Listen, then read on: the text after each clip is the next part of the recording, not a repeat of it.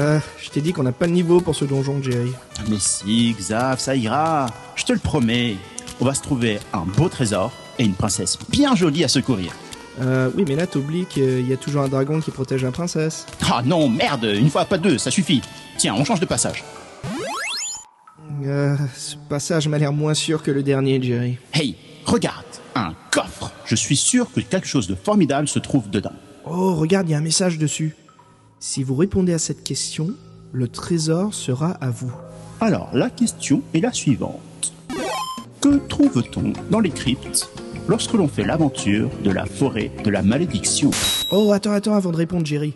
J'ai une idée. Laissons nos auditeurs la chance de gagner. Salut les auditeurs. Tu parles à qui, là? Ben, aux auditeurs. Mais il y a personne. Oui, mais tu m'as dit de poser la question, alors du coup... Bref, alors, le podcast dont vous êtes le héros vous offre via l'aide de Tin Man Games l'une de leurs applications Fighting Fantasy, à celui qui pourra répondre le plus vite à la question. Génial!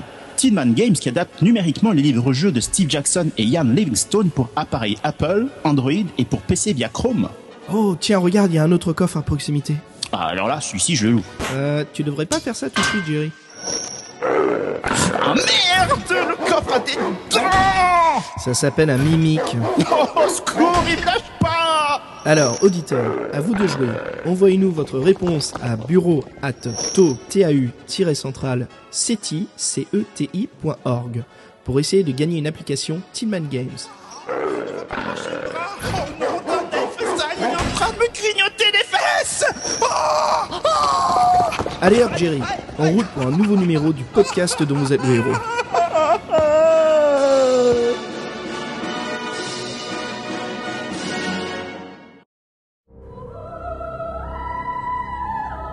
Bienvenue au podcast des livres dont vous êtes le héros.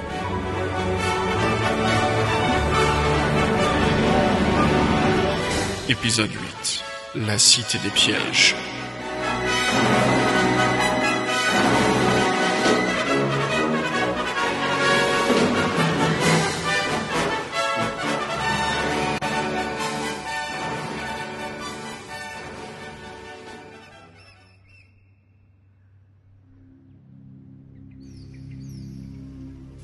Salut tout le monde et bienvenue à un nouvel épisode du podcast dont vous êtes le héros. Je m'appelle Xavier et toujours à mes côtés, Jerry. Hello tout le monde, toujours ravi de vous retrouver pour ce podcast. Alors Jerry, comment ça va depuis? Eh bien écoute Xav, tout le monde, on a pris un petit peu de temps ces derniers temps. Il faut savoir qu'on a des boulots de freelance qui nous occupent pas mal en fait. Il a fallu mettre un petit peu la main à la pâte ces derniers temps, mais là on revient en force avec de très très bonnes news d'ailleurs. Ah ça, pour avoir des bonnes news. Donc j'ai eu la chance en fait d'aller au salon du jeu vidéo qui s'appelle le PAX East ici à Boston, qui est un très très grand salon. Il y avait donc une partie du salon qui était sur les développeurs indépendants du jeu vidéo. Et là j'ai eu la chance de rencontrer donc Neil Renison qui est le directeur créatif de Tin Man Games. Alors Jerry, tu connais Tin Man Games bien sûr. Évidemment, c'est à eux qu'on doit les adaptations sur portable et sur tablette des livres dont vous êtes le héros, faits par, originellement, je veux dire, par Ian Livingstone et Steve Jackson. Et je peux te dire que j'ai passé un moment très agréable avec Neil et son équipe. C'était vraiment des gens fort agréables à qui j'ai pu leur parler de notre podcast, qui ont trouvé ça super, qui sont allés d'ailleurs nous écouter et qui trouvent ça chouette. Donc c'est vraiment cool de se faire connaître par quand même une boîte qui permet en fait aujourd'hui à réadapter toutes ces œuvres numériquement. Il y a eu ça, mais tu m'as parlé d'autres choses également en fait. Alors oui, Jerry, quelque chose d'incroyable. Vraiment super. Donc j'ai reçu 2 cartes postales par la poste il y a quelques semaines. Alors bon, je ne m'attendais pas à recevoir des cartes postales, disons que je reçois plus trop, je veux dire, à part si c'est les parents qui partent en vacances ou les amis qui sont qui sont en vacances au Club Med, quelque chose comme ça. Mais là j'ai reçu 2 cartes postales venant de l'Angleterre. Et donc ces cartes postales sont signées par Steve Jackson et Ian Livingstone. Et là, d'un coup, je me suis complètement stoppé net en regardant ces cartes et j'ai trouvé ça vraiment excellent. Je peux te dire que j'avais du mal à y croire en fait que Steve Jackson et Ian Livingstone nous connaissent et nous envoient donc des cartes avec leurs dédicaces dessus pour le podcast. Waouh, c'est vraiment ça, c'est... je me souviens encore quand on était petit et qu'on se disait on voudrait bien dessiner, faire des choses pour ces livres quoi. Et là, recevoir un petit peu, c'est vraiment très très chouette, quoi.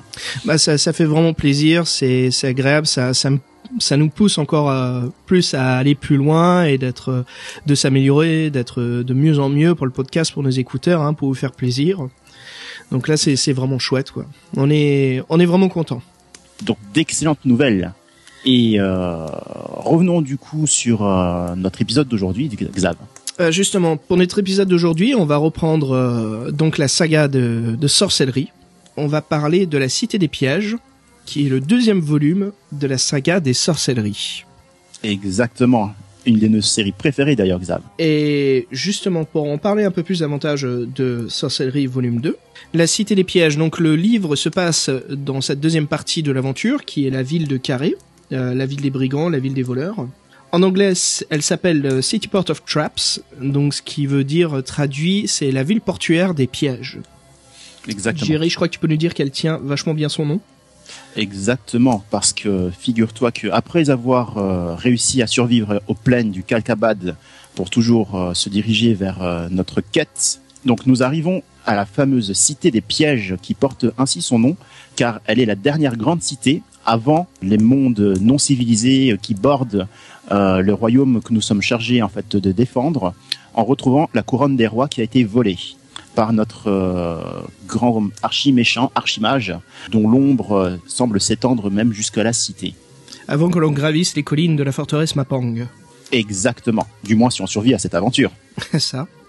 Justement, parlons un peu plus de ce livre. Donc, Sorcellerie, volume 2, La Cité des Pièges, a été écrit par Steve Jackson, avec bien sûr les magnifiques illustrations de John Blanche. Toujours lui.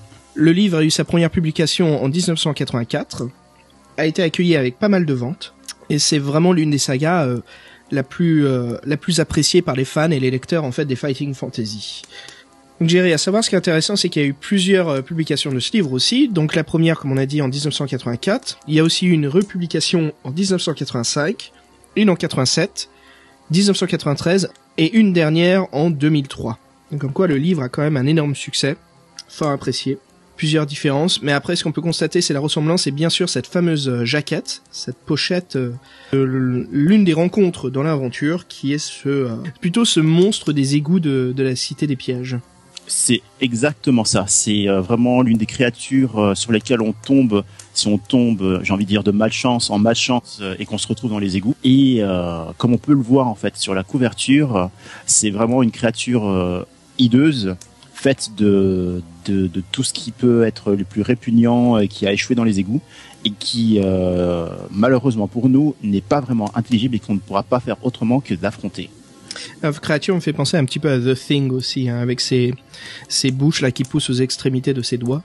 Oui, ces détails en fait, on voit bien les détails qui montrent toute l'horreur en fait dont était capable de reproduire, de dessiner notre amie Blanche. Alors le livre utilise toujours le même système de règles, hein. Si on a choisi d'être un sorcier au début, on peut utiliser nos sorts. Bien sûr, ce qui est sympa, c'est comme c'est une nouvelle aventure, on va pouvoir trouver de nouveaux objets pour pouvoir utiliser des sorts auparavant qu'on n'a pas pu avoir accès. Aussi, ce qui est intéressant dans cette aventure, Jerry, c'est que on va faire un peu plus d'enquête. Un peu plus d'enquête, effectivement, mais aussi pas mal d'énigmes, pas mal de casse-têtes. Qui feront beaucoup appel à nos facultés d'interprétation, mais aussi d'observation, car certaines de ces énigmes sont présentées sous forme illustrée et qu'on exerce également toutes nos facultés, pas juste la déduction, mais également donc exercer son œil et voir les petits détails qui ne vont pas dans les images. Le challenge de cette aventure, c'était donc de trouver 4 paragraphes magiques. Donc on reviendra un peu plus en détail. Mais voilà, c'est vraiment l'important, c'est de trouver ces 4 paragraphes. Et Jerry, franchement, c'est pas facile du premier coup. Non, c'est clairement pas facile, d'autant plus que donc ces 4 paragraphes, c'est 4 en fait, car il s'agit de 4 vers d'un poème, sont disséminés un peu partout dans la ville et les retrouver relève vraiment de l'exploit. Et ça, et encore le piège, c'est que bien sûr, certains que l'on trouve, il manque bien sûr la moitié du paragraphe. Évidemment, sinon ce serait trop facile. Comme si c'était pas déjà assez complexe. Donc ouais, c'est vraiment encore une fois une aventure fantastique dans l'univers de Titan, dans la région de Kalkabad. Alors Jerry, justement, avant qu'on aille un peu plus en profondeur qu'on donne un peu notre point de vue, ce qu'on a ressenti bien sûr en faisant l'aventure avant et aujourd'hui, ce qu'on peut ressentir, ce qu'on a pu vivre. Et en fait, comment on a pu, imaginer, interpréter un peu cette aventure fantastique de Steve Jackson, avec ces illustrations vraiment très fortes et parfaites, hein, pour matérialiser l'ambiance faite par John Blanche. Hein. Oui, on s'y croirait vraiment. Il manque plus que les odeurs, en fait, vraiment. Oh mon Dieu. Bah, écoute, je te propose qu'on s'écoute un morceau de musique. Ouais. Alors, je te propose un morceau de Black Sabbath. Génial. Et quel titre ce sera cette fois-ci? Bah écoute, on va écouter un morceau de l'album de 1970, Paranoid, et je te propose Fairies Wear Boots. Oh yeah.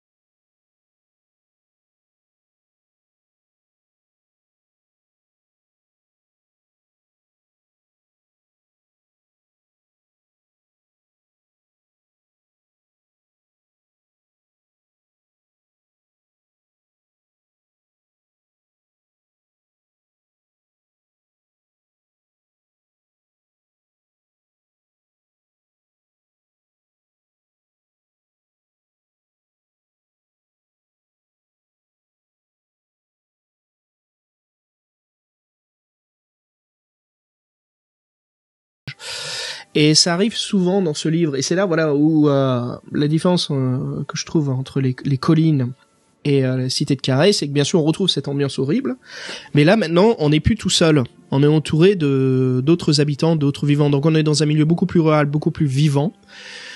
Donc il y a tu vois, c'est une autre façon d'être mal à l'aise. Oui, autant on est mal à l'aise tout seul dans la campagne et on voit un vieux ermite qui nous balance des glands sur la tête oui, et qui parle en code, enfin on comprend rien. Mais là maintenant ce qu'on a, c'est comme tu dis des mots. Moi je pense plus à on entre dans une taverne et tout le monde arrête de parler et nous regarde. Exactement. Et tu dis, tu vois, le problème dans le livre, c'est que tu sais que là, tu dois te reposer, sinon tu veux pas dormir dehors parce que tu veux pas te faire attaquer par je sais pas quoi ou te faire piller, voler, et donc t'es obligé. Et ça marche, tu vois, le livre, malgré que ça soit, c'est une fiction qu'on est en train de lire, mais ça marche. On est vraiment dans l'univers du jeu. On est dans cette ambiance-là. Et non seulement on s'amuse avec le jeu, mais le jeu nous transcende, tu vois, c'est vraiment une transcendance dans l'univers qu'a écrit Steve Jackson. Moi je reviens sur ce que tu as dit, quoi. Le coup du on n'est plus tout seul, c'est un truc justement qui change beaucoup, parce que dans les livres de Fighting Fantasy, les livres dont vous êtes le héros, en général tu es le guerrier solitaire, entouré par des monstres qui ne sont pas doués d'intelligence. On est un peu comme dans un Redbox de Donjons et Dragons. Je veux dire, on est dans un donjon, on est plusieurs dans le donjon, mais imagine, c'est un peu la même chose, mais on est le seul aventurier, mais on est bien sûr isolé de toute communication possible, souvent. De toute aide en général, sauf de manière ponctuelle. Alors que là, dans la cité de Carré, on sent la ville qui respire, on sent les habitants qui sont là. C'est ça, exactement.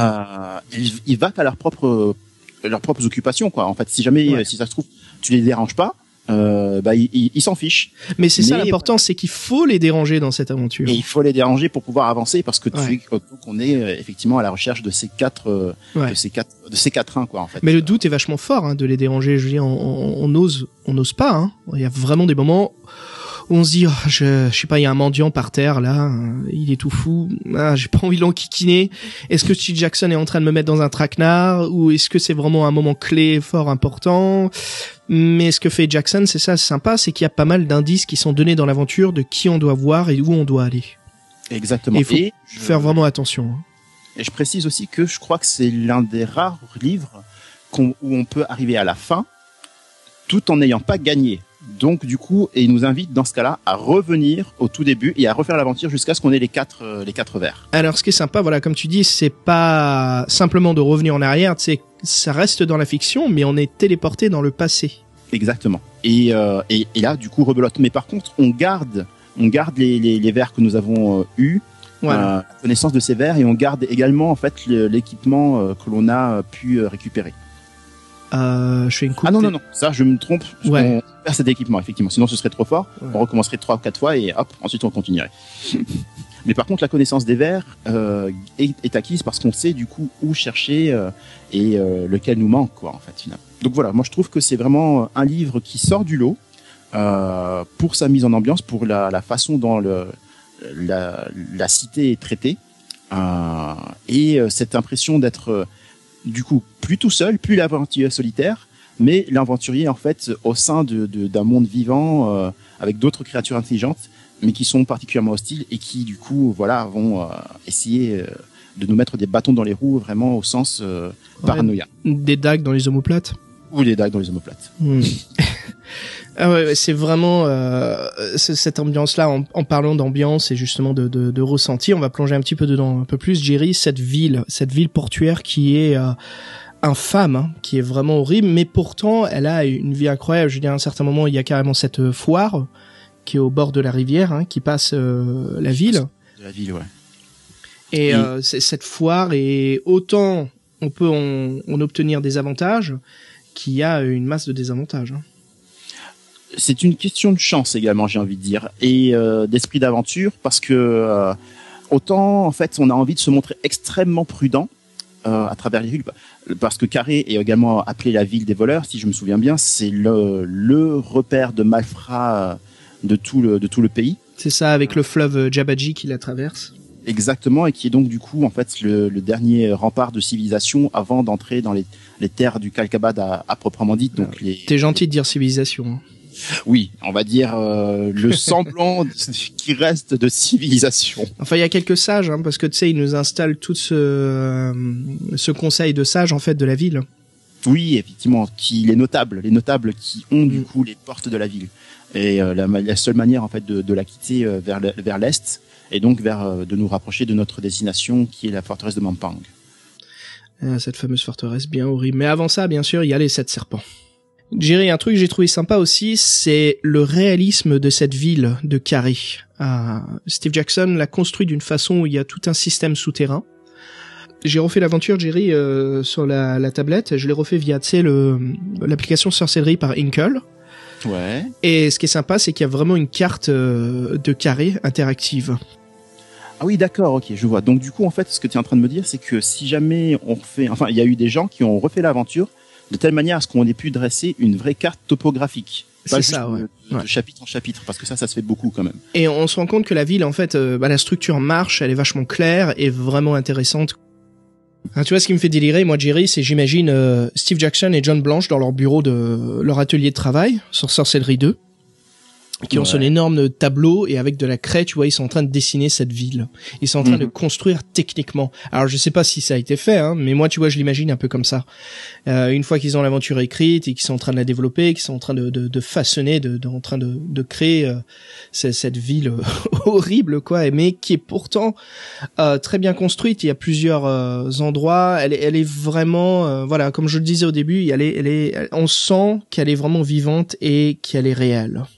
Bah oui, en fait, ne serait-ce que par la variété des lieux qu'on peut visiter, qui donc du coup contribue à donner vraiment une architecture, j'ai envie de dire cauchemardesque, gothique et parfois burlesque.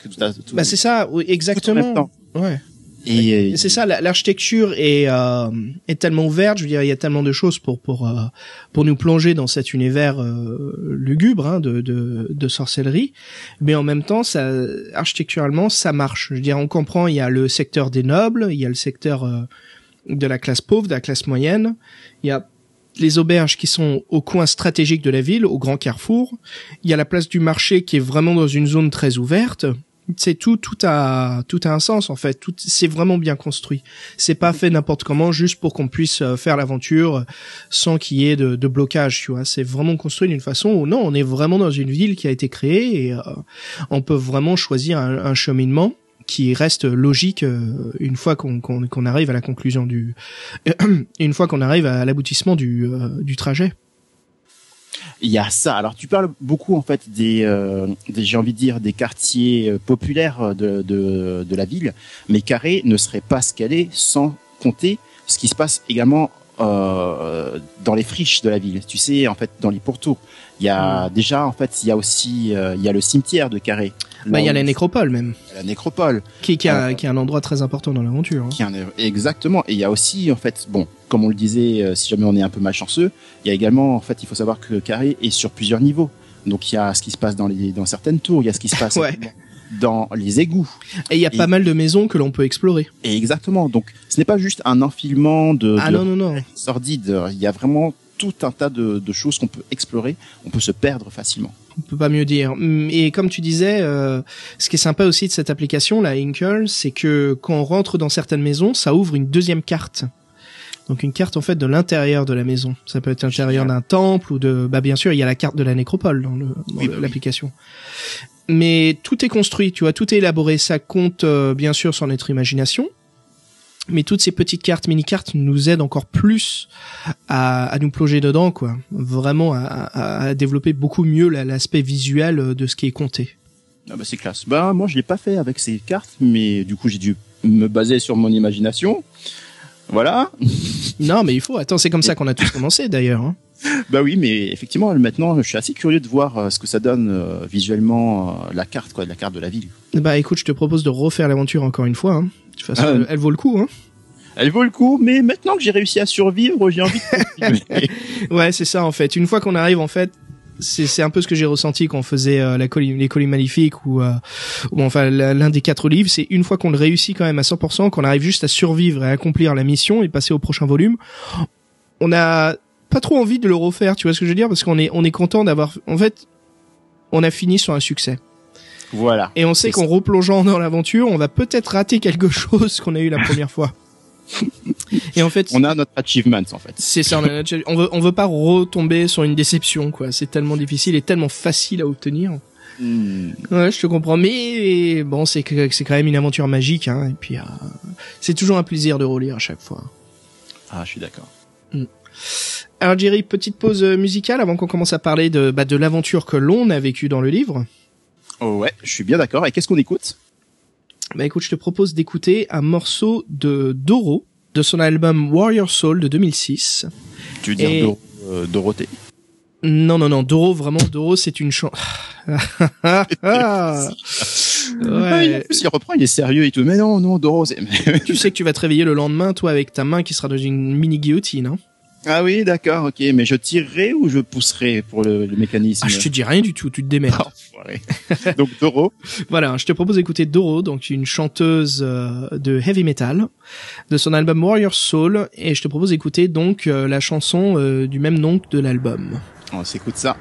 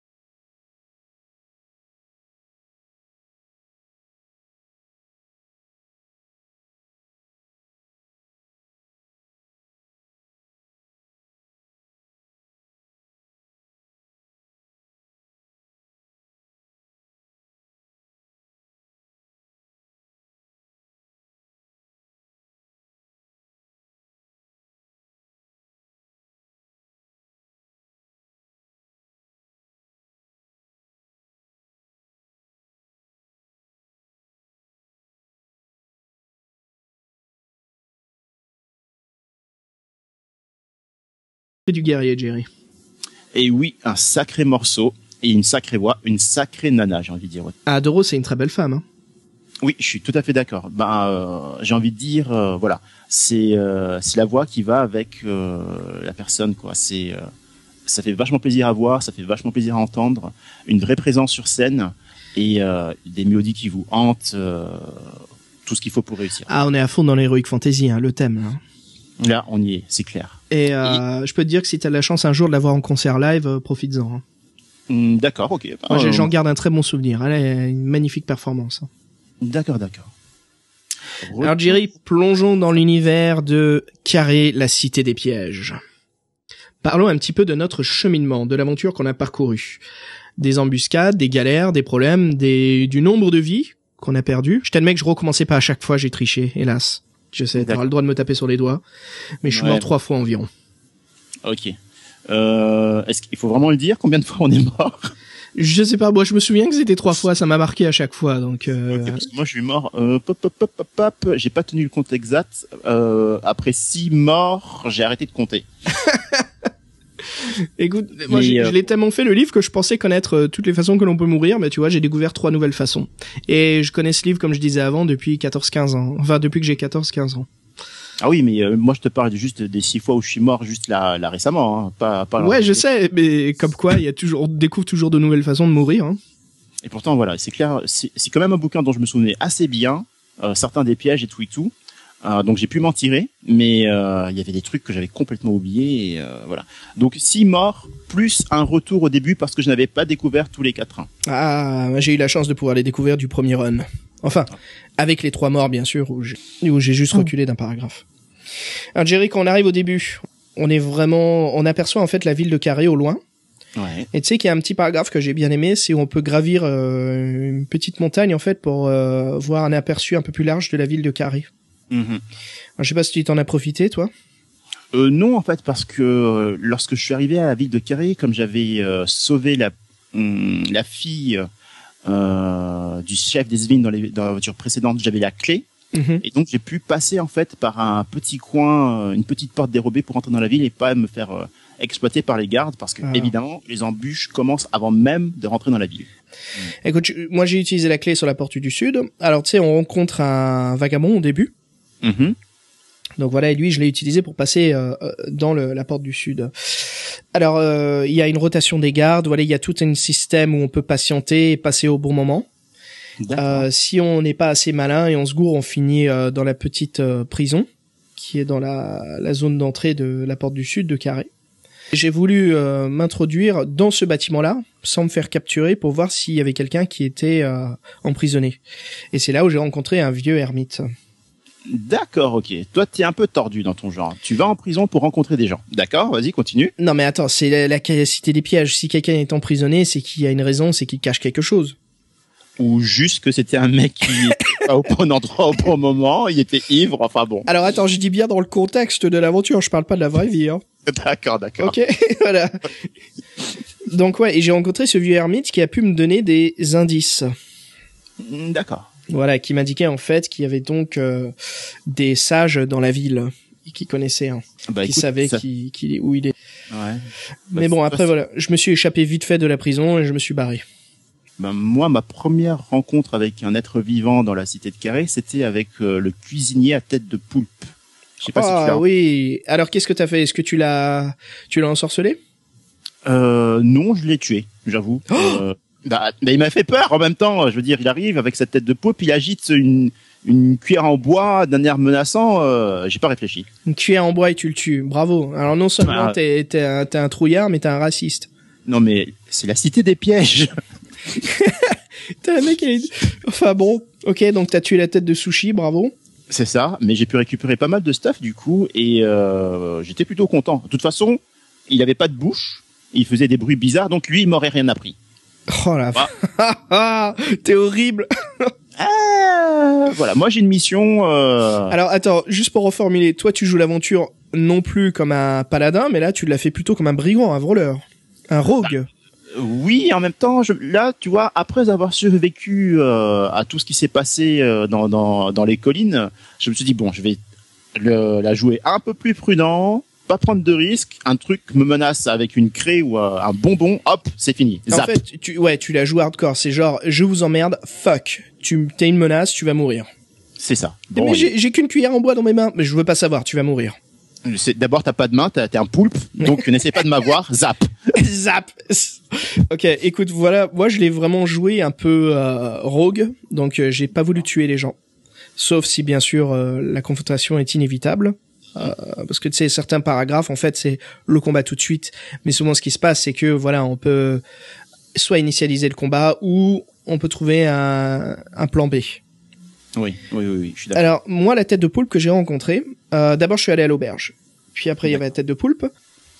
Alors, je dirais justement, moi, je l'ai ensorcelé avec le sort bof. D'accord. Ce qui s'est passé, c'est qu'il est devenu complètement... amorphe, je crois, non, c'est ça, c'est ce sort-là, non? Et le sort, justement, le rend un petit peu, comment dire, un peu comme un zombie, tu vois. Bon, pas qui veut manger de la chair humaine, mais plus, tu vois, il rôde. Il se rend plus compte de ce qui se passe autour de lui.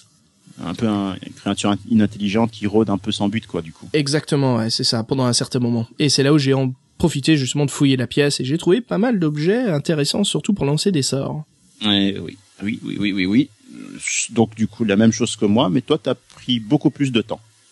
J'ai pas cherché à le buter. Voilà, c'est ça. Beaucoup plus de temps. Alors, Jerry, est-ce que... puis bon, quelques points de stamina aussi pour lancer le sort. Oui, bon, ça se récupère. Exactement, ça se récupère. Alors, est-ce que t'es allé directement à la foire, toi, qui est le long du fleuve? Alors non, moi le je festival des voleurs. Par une petite maison, par le maître qui appartenait au maître des chênes. J'ai pu récupérer du coup, si je me souviens bien, un lacet étrangleur. La petite maison, c'est ça qui est au sud, avant de rentrer au festival. Ouais. C'est ça. Donc pas mal de petits objets sympathiques. Je suis plus sûr pour le lacet étrangleur, mais voilà, il y avait pas mal de choses intéressantes à récupérer. Moi, j'ai voulu récupérer la chaîne en argent. Oui, c'est ça, c'est la chaîne en argent, je confonds. Mais je crois que j'avais pas assez de pièces d'or. Parce que tu es tombé sur le gardien. Non, le petit vieux, il est resté en prison. Là, après, c'était le fabricant de chaînes, c'est un sort d'orque, non? Qui rentre si jamais on fait du bruit. C'est ça, oui. Bah, moi, j'ai pas hésité à appeler, hein. Je voulais pas voler, je cherchais à être honnête. Bon, moi, j'ai essayé de voler. T'as cherché à t'enfuir après? Donc, t'es passé par le festival? Oui, après avoir battu l'orque, effectivement, Oh la vache, tu t'es battu avec lui aussi? Oui, oui. Tu sais, on peut suivre en fait mon cheminement dans la ville à travers au nombre de cadavres que je sème derrière moi. C'est ça, quoi. Le petit pousset, sauf qu'il laisse des cadavres derrière lui. C'est ça. Un serial killer. Bon, bref. Ouais, donc voilà, on suit ma trace dans la ville en mode serial killer, au nombre de cadavres que je laisse derrière moi. Moi, je suis pas passé tout de suite au festival des voleurs. J'ai pris un petit chemin en fait qui gravissait une colline. Il y avait quelques maisons, mais après c'était plutôt un chemin qui passait derrière les maisons. Et là, c'est là où je suis mort pour une première fois, donc j'ai jamais pris chemin auparavant. En fait, c'est un petit chemin qui passe derrière certaines maisons. Et au bout d'un moment, le jeu nous propose de gravir une barrière pour aller dans un jardin pour voir ce qui s'y trouve. D'accord, moi j'ai jamais fait ce passage. Du coup, qu'est-ce qui se passe par là-bas? En fait, on peut grimper à travers ce jardin et on voit qu'il y a certains objets dans l'herbe une fois qu'on y est. Et si on s'approche pour attraper ces objets, les racines commencent à nous attraper et nous accrochent au sol. Évidemment, ça sent vraiment le coup fourré en mode viens par ici, j'ai du bac chiche, j'ai tout ce que tu veux et hop. C'est ça, et on se fait buter. La fin horrible. C'est vraiment dégueulasse, quoi. Encore une fois, un de ces pièges. Bon, toujours sympa pour l'univers du jeu. Voilà, donc ça me fait arriver à un autre carrefour et là, je peux descendre donc au festival des voleurs. Alors moi de mon côté, si je me souviens bien, j'étais rentré dans une taverne. Au festival des voleurs ? Un petit peu après, je crois, Et du coup, pour récupérer en fait des points d'endurance après avoir utilisé autant de sorts, j'ai pris une chambre. Sauf que en me réveillant le lendemain, évidemment, fallait pas faire confiance au tavernier. Je me suis retrouvé avec la main prise dans un mécanisme, le dit mécanisme relié à une espèce de grande lame style échafaud, le tout suspendu au-dessus de ma gorge. Oh mince. Et le tavernier de se marrer en fait en fond de salle en mode je t'ai bien eu, maintenant je te laisse choisir si tu vas tirer sur le mécanisme ou relâcher en fait la pression sur le mécanisme. Et évidemment, lorsqu'on fait erreur, la lame s'abat et hop. Donc le tavernier est bien pervers. Il y a moyen normalement en fait de s'en tirer en regardant bien le dessin qui nous indique en fait quelle action il faut faire. Et t'as réussi alors? Bah écoute, la première fois non. Oh merde, qu'est-ce que t'as fait justement pour mourir la première fois? J'avais tiré en fait, alors qu'il fallait relâcher. Ah oui, c'est l'un de ces trucs encore une fois où on se dit si on lâche, bien sûr, ça va tomber. On a une chance sur deux, et j'avais mal regardé quoi. Je pensais pas que le dessin pouvait aider. Bref. Voilà. Ah, moi j'ai pu éviter ça pour une fois et je crois que c'est la première fois en lisant l'aventure que je passe pas par ce chemin qui nous amène dans cette auberge là. Alors la foire des voleurs, Jerry, t'as pu profiter du match de boxe? La petite Rix, oui, écoute, oui. Et moi, je me suis fait un petit peu de blé là-dessus, quoi. Je sais pas pour toi. Pareil, de même. Bah voilà. Est-ce que t'es allé dans la taverne? Oui. Et j'y ai rencontré un vieil ami, d'ailleurs. Si jamais on a fait le premier tome, il y a moyen de revoir notre assassin c'est ça. Qu'on avait épargné, le Torve. Ouais, c'est ça. On peut retrouver le Torve, mais il veut pas rester avec nous. À ce moment-là, il nous demande de le retrouver un peu plus tard. Oui, exactement. Alors Jerry, est-ce que t'as commandé une bière dans cette taverne? Je me souviens qu'il y avait un truc avec la bière et que... On n'est pas obligé de payer. Effectivement. Je sais plus, je crois que je l'ai pas prise. Je l'ai pas pris de bière là. Alors Jerry, en fait, t'as bien fait de pas prendre de bière dans cette taverne. Moi, j'en ai pris une ou deux. Et puis, j'étais un peu curieux de savoir d'où venait cette bière, comment ça se fait, en fait, quand on s'en fait servir autant. En fait, cette bière, c'est pas vraiment de la bière, c'est plus de la merde, car les serveuses à l'arrière de la boutique viennent le chercher dans des vieux seaux bien pourris. Ok. Qui mélangent avec l'eau du fleuve. Génial. Voilà. Donc moi, je me suis soi-disant tenté de me bourrer la gueule avec l'eau du fleuve dégueu de la ville de Carré. Du coup, tu es en train de me dire que si tu survis à cette aventure, dans 3 mois, tu meurs de dysenterie et autres saloperies, quoi. Peut-être, il faut voir s'il demande à la fin de la couronne des rois, est-ce que vous avez bu la l'eau bière du fleuve de Carré. Vous êtes mort. Vous êtes mort. Ça ne m'étonnerait pas. La tente de la bière. Et puis en plus, c'est intéressant, mais sur l'application, on voit que la tente de la bière est vraiment très proche du fleuve. Oui, effectivement. Ça. Je suis pas resté longtemps aussi, donc voilà, le match de boxe, la bière, j'ai fait quelques petits tours. Il y avait aussi une arène où les gens dansaient, où il y avait des musiciens. Tu te souviens de ça? Ça non, ça je me souviens plus. Une sorte d'ensorcellement. Et si tu te mets à danser, en fait, tu te fais faire les poches. Parce que tu es ensorcelé, tu peux plus t'arrêter de danser. Ah. Même la danse essaye de te tuer dans cette situation. Alors moi, j'ai bu de la bière horrible et en même temps, je me suis fait faire les poches. Génial, donc tout ce que tu avais gagné grâce au match de boxe, tu l'as perdu. C'est ça. Super. Bienvenue à la fête des voleurs. Qu'est-ce que t'as pris comme cheminement après? Alors par la suite, je me suis retrouvé, je ne sais plus trop comment, les détails m'échappent un petit peu, mais en gros j'ai pu assister à la représentation d'un vieux sage, un faiseur de miracles, qui proposait en fait de me fournir un des 4 si jamais j'arrivais à résoudre une énigme. Ah. Et c'était une énigme mathématique. Et du coup, ça m'a pris la tête pendant très très très longtemps. Mais ensuite, j'ai fini par découvrir. En fait, il faut savoir qu'il y a encore une fois, c'est une énigme graphique avec une illustration qui permet de comprendre comment s'en tirer, quoi. Et il y avait une histoire de suite logique également. Enfin bref, je te passe les détails. Mais voilà, une fois que tu romps son traquenard, entre guillemets, son traquenard intellectuel, il te file le 4-1 et donc tu peux continuer. À noter que ce type ce prêtre fait partie d'une espèce de culte sombre dédié à la déesse qui est en fait l'opposé de notre déesse tutélaire, Libra, qui nous permet donc de nous tirer d'un mauvais pas une fois par aventure. Et si jamais on perd et qu'on finit par ne pas réussir à résoudre cette énigme, eh bien, on est obligé de renoncer à Libra et on doit vénérer cette nouvelle divinité qui ne nous apporte rien. Alors Jerry, j'ai pas rencontré cette personne-là, mais moi je me suis dirigé tout de suite dans le quartier des artistes, où il y a ce très grand marché, un peu comme le marché d'Istanbul, ce grand bâtiment. Alors en y rentrant, bien sûr, je me dis bon, là c'est sûr qu'il va y avoir pas mal de pièges, donc j'ai eu la possibilité via les paragraphes, moi je t'admets c'est pas bien, mais j'ai volé une pomme. D'accord. Voilà, j'ai pris des ressources en fait. J'avais peu de rations et là j'ai pu me recharger et je suis parti tout de suite. Je suis pas trop resté, ouais. Tu parles un petit peu à un serial killer, donc le coup de la pomme, je dirais que ça passe. Bah, je continuais mon chemin. Alors là, j'ai appris que j'étais dans la zone vers la colline Palatine, ça s'appelle.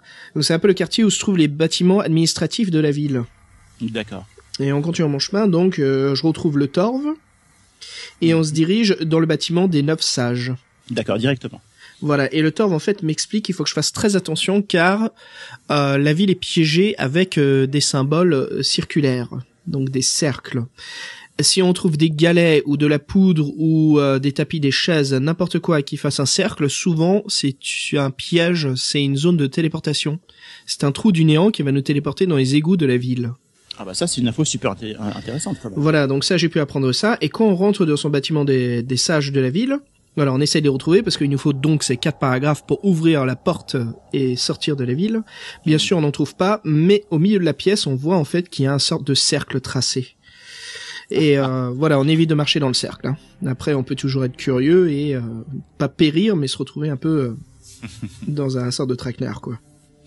Où on peut rencontrer en fait l'un des monstres qui est celui de la jaquette. Effectivement. Dans les égouts. Ça fait un peu visite guidée. Suivez le cercle, descendez dans les égouts. C'est ça. À votre droite, le monstre des égouts. À votre gauche, votre mort. Recommencez l'aventure. Et ne pas... Voilà, c'est ça. Alors, je trouve pas mal d'indices. On me dit justement, il faut que tu trouves un petit temple. Là, tu pourras trouver quelqu'un qui te donnera des indices. Donc voilà, tout continue où je cherche encore des indices. Et en même temps, on peut pas traverser le dock encore. Parce que le seul moyen de traverser le fleuve, c'est de passer par le pont. Enfin, c'est l'un des moyens. L'un des moyens, effectivement. Voilà, moi je me souviens dans une aventure précédente, je suis passé par les égouts. Et il y a eu une sorte d'évacuation d'eau. J'ai pu m'accrocher à une échelle et sortir. Et ça m'a fait traverser le fleuve. D'accord. Ben, je me suis retrouvé sorti au milieu du fleuve et donc de nager vers l'autre partie de la ville. C'est un moyen, c'est pas très efficace parce que souvent ce qui se passe c'est qu'on rate la possibilité de continuer à fouiller la ville pour trouver les indices. Oui. Voilà. Alors, moi je me souviens, bon ça c'est vers la fin de l'aventure, mais il y a donc comme je disais tout à l'heure la partie cimetière, catacombe, où il y a également un indice pour ceux qui ont les ressources en fait nécessaires, parce qu'il est nécessaire d'avoir certains objets magiques pour pouvoir survivre à cette partie de l'aventure. Mais voilà, on y affronte un ennemi sacrément balèze, mais qui lâche du coup en fait un des 4 1 également. Alors moi, il m'est arrivé un truc sympa dans la ville. Je tombe sur une note et il y a quelqu'un qui me propose donc une mission. Il me demande en fait d'aller dans la maison des bains publics et d'écouter une conversation. D'accord. Voilà, de ramener des informations. Parce que il y a l'un des sages en fait qui s'est fait assassiner. D'accord. Voilà, il veut savoir qui sont les coupables. Donc je me rends à la maison des bains publics et là c'est vachement bien écrit. Hein. Steve Jackson s'amuse à savoir est-ce que on balance en fait qu'on est là, est-ce que quand les gens demandent est-ce qu'il y a quelqu'un, est-ce qu'on répond, est-ce qu'on se cache dans la brume des bains publics, qu'est-ce qui se passe. En fait moi je suis vraiment resté là j'ai joué la petite souris. Hein. Je me suis caché dans un des coins. Et j'ai écouté la conversation de ces 2 malfrats en fait qui lui disent en fait qu'ils ont je me souviens plus trop de Jerry mais normalement ils disent soit qu'ils l'ont tué ou qu'il a été tué. Voilà, qu'ils ont accompli leur objectif d'assassiner l'un des sages. D'accord. Alors c'est très difficile de s'enfuir et de pas se faire reconnaître, enfin de pas se faire remarquer. Mais voilà, j'ai pu ramener l'information à la personne et puis ça m'a permis d'obtenir quelques pièces d'or. Toujours pratique, bien joué. Donc en fait, tu fais sauveur du monde, coursier, espion. C'est ça. Pas mal. Tout ce qu'il faut pour trouver ces 4 paragraphes, quoi. D'accord. Alors là, après le lendemain, on traverse le fleuve. Et moi, je me suis retrouvé donc dans la partie, voilà, ce qu'ils appellent le quartier. Alors intéressant, ça s'appelle le quartier rouge, mais c'est pas le quartier rouge que l'on pense, Jerry. C'est pas le quartier, Je pensais à aucun quartier rouge en particulier, hein. Ouais. Mais bon, on n'est vraiment pas dans une ambiance, je pense encore une fois, c'est comme le nom de l'univers de Anna Land. Et le quartier rouge de la ville, c'est vraiment de l'innocence dans l'appellation des endroits ou des lieux. Et non, c'est juste le quartier rouge qui est en fait le quartier des riches, de la haute classe, de la haute société. Je continue à me balader dans ces bâtiments. Je cherche toujours des informations. Je cherche en fait les bâtiments où habitent les sages, ce qui n'est pas facile. Et au bout d'un moment, je trouve donc une personne qui a besoin d'un coup de main, qui est dans qui est dans une prison et que je vois à travers les barreaux et qui me demande en fait de l'aider à sortir. Alors ouais, je me suis approché d'une prison et donc il y avait quelqu'un qui avait besoin de mon aide pour s'enfuir. Donc je l'ai aidé. Je me suis dit tiens, ça sera une date pour moi plus tard et je pense que ça sera un bon coup de main. Donc je continue mon chemin, j'aide cette personne, j'arrive à m'enfuir en me cachant, tu sais, à travers les petites rues de la ville. Alors encore une fois, ça c'est sympa via l'application parce qu'on voit vraiment les chemins que l'on prend pour s'enfuir. Une fois que ça se calme, je sors, là les gardes me cherchent plus, donc je continue mon chemin et là je tombe sur l'une des résidences de l'un des sages. Et je m'infiltre dans la propriété. Alors j'enquête un peu de l'extérieur, je regarde par les fenêtres, j'essaye de voir s'il y a quelqu'un. Et au bout d'un moment, il y a un homme qui m'appelle. Donc je sors des buissons, hein, je me présente, je me montre. Et cette personne-là, c'est l'Orag. L'Orag, c'est l'un des sages. D'accord, bien. Mais le problème, c'est qu'il essaye de nous transformer en son sous-fifre avec un sort. Tu dis nous, c'est toi, hein. Moi j'ai rien à voir. Ah, tu n'as pas rencontré l'Orag ? Non, pas du tout. Ok, alors, en fait, il est en train de préparer un sortilège, et là, c'est à nous d'avoir vraiment l'instinct de sorcier, de s'en rendre compte. Et justement, là, ce qu'il faut savoir, c'est utiliser donc le sort anti-sort. Ah oui, effectivement, pour retourner le sort contre lui-même, ou en tout cas annuler les effets. Voilà, bon, bien sûr, l'Orag est trop puissant, mais ce qui se passe, c'est qu'ils s'en rendent compte, et ils nous aident. Donc, ils nous donnent un des paragraphes, ils nous donnent même des objets magiques. Plutôt cool. Voilà, et j'ai appris, en fait, en discutant avec quelqu'un, que lui, il a rencontré son fantôme dans la propriété qui lui a donné tout de suite le paragraphe. Ah, bien joué, effectivement. Donc ça, c'est intéressant, ouais. Donc voilà, ça m'a permis en fait d'obtenir l'une des phrases et donc de ressortir tout de suite de cette baraque où cet homme a voulu me transformer en son sous-fifre. Ouais, quelque chose de peu agréable si ça aurait été son succès. En tout cas pour moi, ça c'est sûr.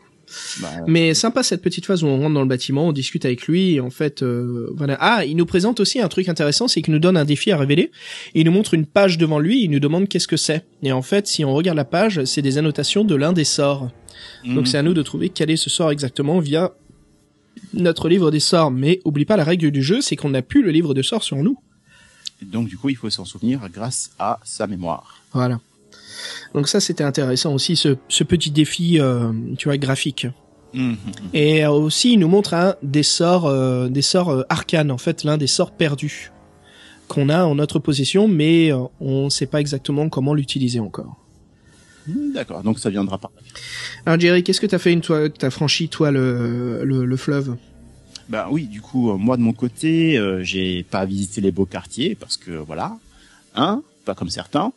Ouais, parce qu'il y avait un peu la milice, enfin, il y avait des gardes qui étaient un peu partout en train de chercher qu'est-ce qui tuait, c'était pas moi. Des gens un peu partout, quoi. C'était pas moi, c'était le Torve. Et du coup, ouais, on balance. Sympa cette rencontre, hein, comme on n'a pas trop, enfin, on a parlé de son aide, mais c'était sympa quand même de retrouver le Torve, hein. Exactement. Et puis on a le choix de lui dire de nous laisser tranquille ou vraiment de rembourser sa dette, voilà, et de nous aider. Et on peut même lui demander, continue à nous aider, on se verra un peu plus tard. Exactement. Bon, après, il faut voir. Je crois qu'on peut être amené à l'affronter si jamais on se débrouille mal au cours d'une aventure. Mais bon. Moi, ce que j'ai eu avec les paragraphes, en fait, c'est vraiment j'ai commencé à créer une amitié avec lui. D'accord. Donc pas mal. Moi de mon côté, je me suis retrouvé en fait. On m'avait indiqué en fait via un indice que l'un des 4 je pouvais l'obtenir en allant prier. Ah, le côté au petit temple. Exactement. Du coup, je suis arrivé au temple avec cette statue de Kurga, l'une des divinités de la ville. Et il faut, pour se voir exaucer, l'embrasser en fait dans une séquence bien définie. Exactement. Seuls les suivants de Kurga connaissent. Or, j'ai eu l'occasion d'apprendre la bonne séquence pour finalement ne pas me faire tuer, parce que évidemment quand on se trompe, on meurt directement. Faut pas se moquer des divinités. Et qu'est-ce que t'as obtenu? Du coup, en fait, j'ai obtenu le 4-1 et une grosse sueur froide dans l'idée de crever dans ce temple, surtout que voilà, ça sentait que je me rapprochais de la fin. En repartant, par contre, j'ai été attaqué par l'un des gardiens du temple avec qui il a fallu se battre, un combat très très difficile encore une fois.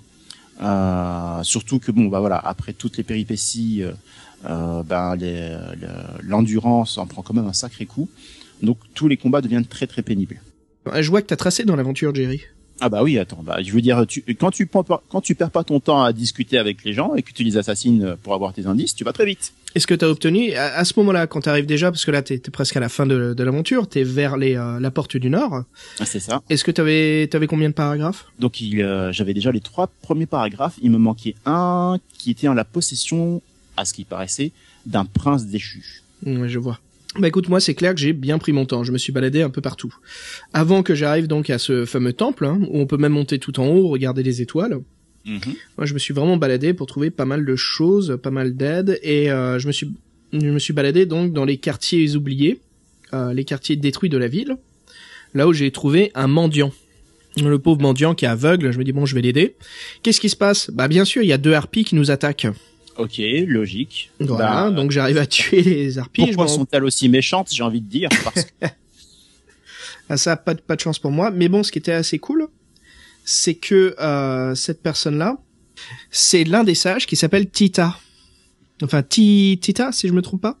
Ouais, je crois que c'est ça. En fait, c'est l'un des notables, le fameux prince déchu que j'étais en train de chercher. C'est bien lui. Voilà, qui me donne une phrase, mais qui, bien sûr, n'est pas sûr de l'un des mots du paragraphe. Voilà, donc ça, encore une fois, il faudra trouver ailleurs l'indice. Mais voilà, j'ai pu me balader et j'ai trouvé la plupart des lignes et aussi l'ordre des lignes. Alors, est-ce que tu as rencontré l'un des autres sages qui est Moulas? Alors non, je crois pas, non, pas lui.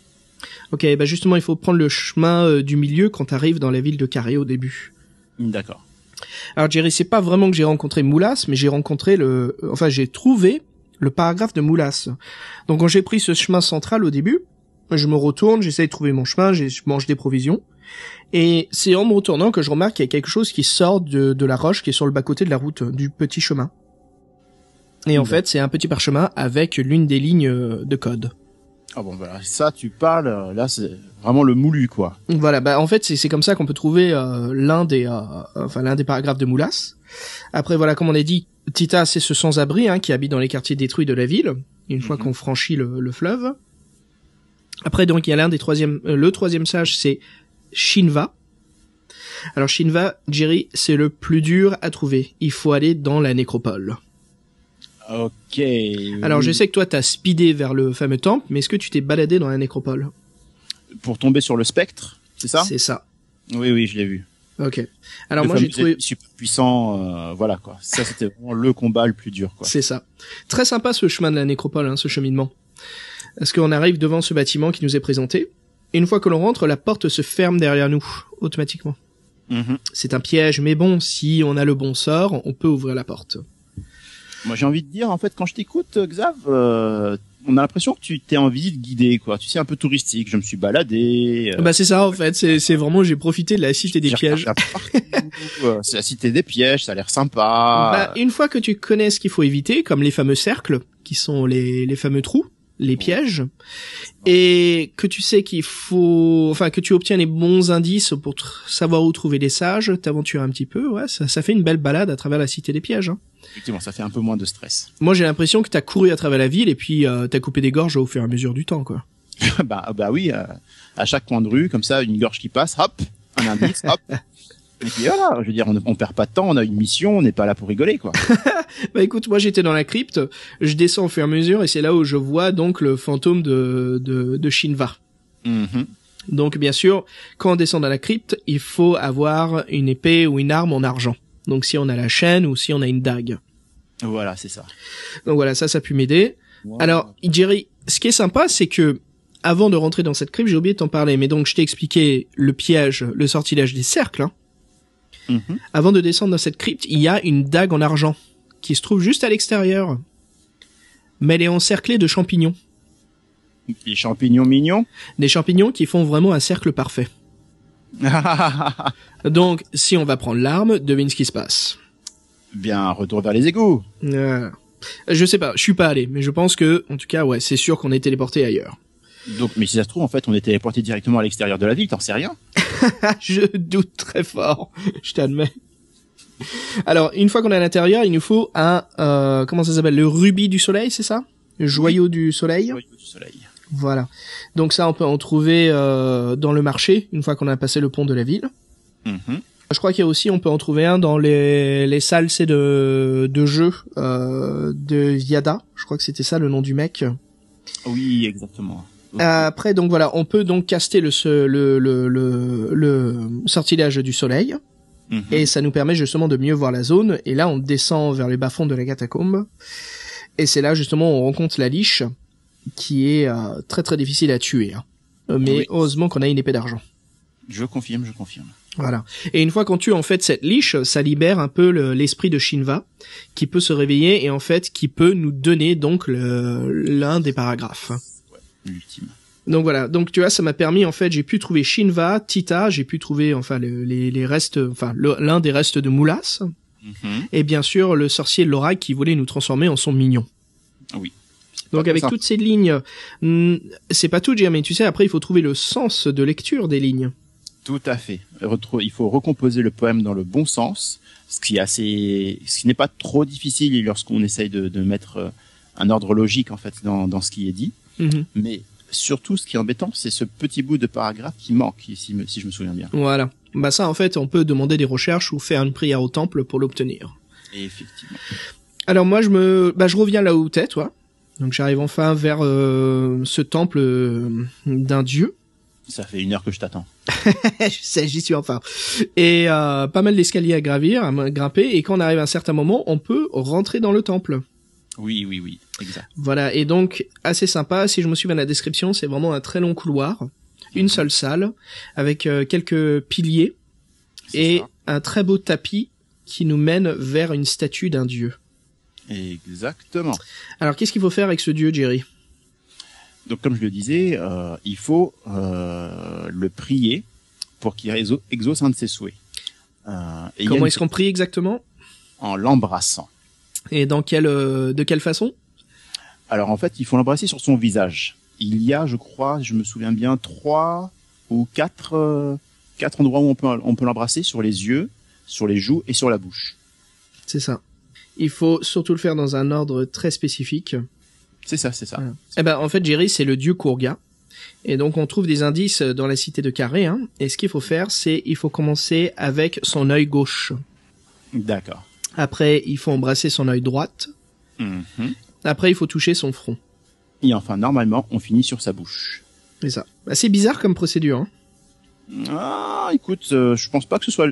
Tu sais, quand tu rentres dans une ville et que la première personne que tu croises est un poulpe cuisiné qui s'agite avec ses tentacules et des cuillères en bois, le reste semble beaucoup moins bizarre. Je crois qu'on a lu assez de hentai pour savoir où ça se dirige. J'ai bien une réponse, mais je doute qu'elle te... Bref. Ok. Bah écoute, avec tes têtes de poulpe et tes tentacules, donc revenons-en à ce dieu Kuga. Moi, j'ai pu lui demander justement quel était l'ordre des phrases, des paragraphes. D'accord. Et ce qui m'a permis justement de savoir, et donc de ressortir et me diriger donc vers cette ligne droite qui nous amène à la porte du Nord. Je crois qu'il t'est arrivé une galère en te rendant vers la porte du Nord. On traverse une forêt. Alors, ce qui est sympa, juste pour revenir un petit peu avant de gérer, mais pour installer l'ambiance. Et commence à faire nuit. Oui. Et on est en train de traverser les bois. D'accord. Parce que c'est une petite forêt. Donc, l'isolation commence à s'installer. On commence vraiment à sortir de la ville. Et là, on se retrouve encore une fois comme au début des Collines Maléfiques. Malgré qu'on soit toujours dans la ville, on est quand même dans le quartier où il y a vraiment aucune habitation et ce sont de très grands arbres et des forêts assez épaisses. Alors justement, parle-moi de cette rencontre. Moi, en fait, j'étais arrivé directement après avoir aidé le vieillard. Je suis tombé sur des gardes en fait qui proposent de nous faire passer la porte si on les corrompt. Évidemment, ensuite, ils se retournent contre toi. Et ensuite, quand tu arrives à la porte elle-même, en fait, c'est là où il faut faire le rituel parce que c'est une porte vivante. Du coup, moi, je suis pas passé par la forêt.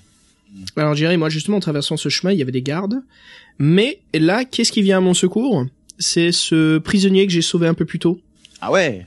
qui me cache dans les bois et en fait qui me fait contourner les gardes. D'accord, ok. Moi, je pensais qu'il allait se battre pour toi, mais effectivement, c'est une autre technique. Et là justement, je me retrouve devant la porte du nord de Carré, où je dicte le sortilège.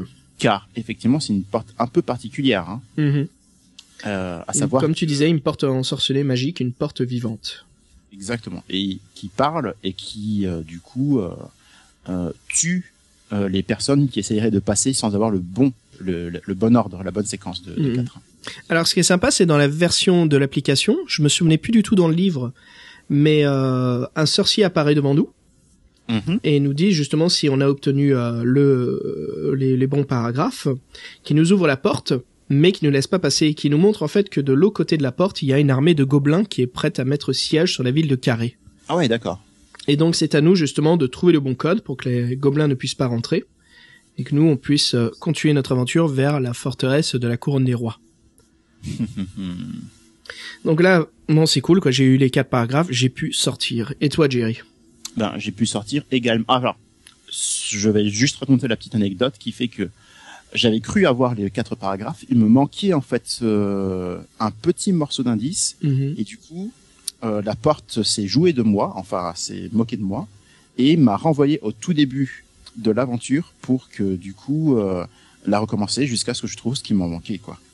Et là, t'as pu revenir et voilà. Et cette fois-ci, je suis passé et je n'ai pas eu d'autres soucis. Voilà. Bon, bah bien joué. Bah écoute, on a pu survivre. Exact. Sauf que, évidemment, ce serait trop simple. En sortant de Carré, on se rend vite compte, on est vite alerté par le fait que il existe des messagers du sombre sorcier de Mampang, et ces messagers ont été alertés en fait par leurs espions au sein de la ville, et à présent ils se dirigent vers leur maître pour pouvoir le mettre au courant. Pardon pour la répétition. Mais voilà, on est du coup engagé dans une course contre la montre pour empêcher les messagers d'atteindre la forteresse avant nous et de sonner l'alarme. Et c'est là justement on se retrouve dans ce fameux désert des 7 serpents. Exactement, le nouveau tome, le 3e. Alors Jerry, pour conclure, moi je trouve que c'était vraiment... Enfin, je sais pas pour toi, parce que j'imagine en faisant plusieurs fois, tu connais bien la ville, mais là, ta dernière aventure, t'as bien tracé, dis-moi. Je pense qu'effectivement, lorsqu'on a fait l'aventure une petite douzaine de fois, on commence à comprendre où sont les trucs à éviter, à prendre, les trucs importants.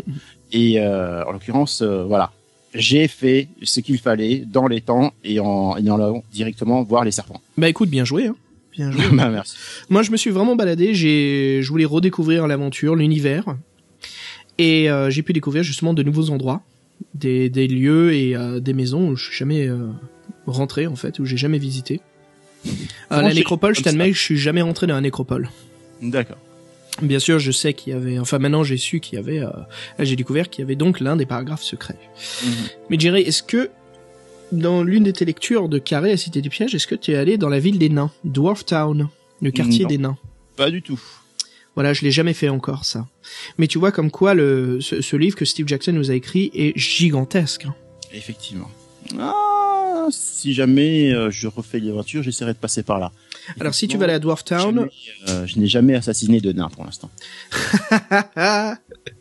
Ok, bah écoute, si tu vas aller assassiner des nains, le conseil que je peux te donner, pour les écouteurs aussi qui ne savent pas où se trouve Dwarf Town, quand tu rentres tout de suite dans la ville et après la rencontre du poulpe, prends le chemin qui est à gauche et continue à longer le chemin de gauche. D'accord. C'est que te fera arriver dans le quartier des nains et qui t'amènera après directement au quartier des artistes. Tu sais où se trouve ce grand marché, ce chapiteau. Oui, je vois. D'accord. Voilà. Et là, après, tu pourras te balader encore dans le quartier de Palantine et après trouver bien sûr la maison des 9 sages. C'est ça, 9, non, si je me trompe pas? Je crois qu'ils sont 4, mais je sais plus exactement. Enfin, il y en a 4 il faut en trouver 4 qui ont le code, mais ils étaient plusieurs dans l'aventure. Oui, c'est ça, effectivement, ils sont 9. Mais bon, je veux dire, ça fait juste 9 gorges à couper. Je me souviens plus des décomptes, on s'excuse d'avance si c'est 9 ou pas, mais c'est clair qu'il y en a 4 et qui sont les plus importants, quoi. 4 sages auxquels il faut vraiment obtenir ces informations pour créer ce paragraphe magique. Jerry, voilà, juste pour dire que c'est une aventure fantastique, un excellent livre à lire. Vraiment un passage très important qui marque la saga des sorcelleries. Hein. Tout à fait. Et en fait, on pourrait se dire, après avoir fini Carré, que voilà, on a droit